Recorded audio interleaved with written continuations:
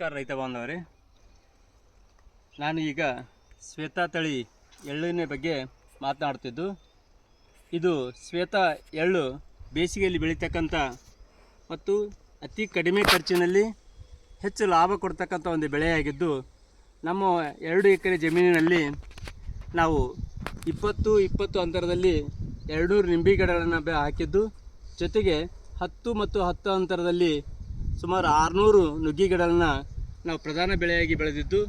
ಈ 10 ಮತ್ತು 10ರ ಅಂತರದಲ್ಲಿ ಜಾಗ ಖಾಲಿ ಇರೋದರಿಂದ ಏನು ಮಾಡಬೇಕಂತ ವಿಚಾರ ಮಾಡಿದಾಗ ನಾವು ವಿಡಿಯೋ ನೋಡಿದಾಗ ಈ ಶ್ವೇತಾ ತಳಿ ಎಳ್ಳನ್ನು ಬೆಳಿಬೇಕಂತ ನಾವು ವಿಚಾರ ಮಾಡಿ ವಿಜಯಕುಮಾರ್ ಸಾವ್ಕಾರ್ ಇವರನ್ನು ಸಂಪರ್ಕಿಸಿದಾಗ ಬೀಜ ಎಲ್ಲಿ ಸಿಗ್ತಾವೆ ಅಂತ ಕೇಳಿದಾಗ, ಬೀಜ ನಮ್ಮಲ್ಲೇ ಇರ್ತಾವೆ ಸರ್, ನಾವು ನಿಮಗೆ ಲಿಂಗಸೂರಿಗೆ ಕಳಿಸುವ ವ್ಯವಸ್ಥೆ ಮಾಡ್ತೀವಿ ಅಂತೇಳಿ ಕಳಿಸಿಕೊಟ್ರು. ಆ ಬೀಜವನ್ನು ತೆಗೆದುಕೊಂಡು ಅವರ ಮಾರ್ಗದರ್ಶನದಲ್ಲಿ ನಾವು ಎಳ್ಳನ್ನು ಬಿತ್ತಿದ್ದು. ಸುಮಾರು 2 ಎಕರೆಯಲ್ಲಿ ನಾವು ನುಗ್ಗೆ ಗಿಡ ಮತ್ತು ನಿಂಬೆ ಗಿಡದ ಜೊತೆಯಾಗಿ ಈ ಎಳ್ಳನ್ನು ಬೆಳೆದಿದ್ದು. ಎಳ್ಳು ಅತ್ಯಂತ ಬೇಸಿಗೆಯಲ್ಲಿ ಕಡಿಮೆ ನೀರಿನಲ್ಲಿ ಬೆಳೀತಕ್ಕಂಥ ಒಂದು ಬೆಳೆಯಾಗಿದ್ದು, ಇದಕ್ಕೆ ಹೆಚ್ಚು ಗೊಬ್ಬರ ಮತ್ತು ಖರ್ಚು ಕಡಿಮೆ ಅದ ಮತ್ತು ಶ್ರಮನೂ ಕಡಿಮೆ ಅದ. ರೈತರು ಕವಳಿ ಬೆಳೀತಕ್ಕಂಥ ಪದ್ಧತಿಯಲ್ಲಿ ಭೂಮಿ ಕೆಡಿಸಿ ಹಾಳು ಮಾಡೋ ಬದಲು ಇಂಥ ಒಂದು ಸಮೃದ್ಧವಾದ ಬೆಳೆಯನ್ನು ಬೆಳೆದ್ರೆ ಭೂಮಿನೂ ಫಲವತ್ತಾಗಿರ್ತದೆ ಮತ್ತು ಹೆಚ್ಚು ಲಾಭವನ್ನು ಪಡೀಲಿಕ್ಕೆ ಸಾಧ್ಯ ಅದ.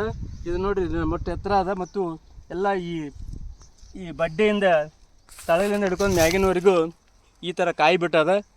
ಇದು ಸುಮಾರು ಒಂದು ಎಕರೆಗೆ 4 ರಿಂದ 5 ಕ್ವಿಂಟಲ್ ಬರತಕ್ಕಂಥ ನಿರೀಕ್ಷೆ ಅದ.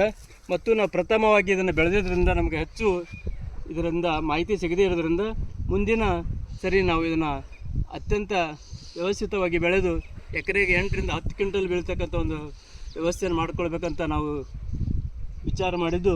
ಇದು ರೈತರಿಗೆ ಮತ್ತು ಹೆಚ್ಚು ಕಡಿಮೆ ಖರ್ಚಿನಲ್ಲಿ ಹೆಚ್ಚು ಲಾಭ ಕೊಡ್ತಕ್ಕಂಥ ಬೆಳೆಯಾಗಿದೆ.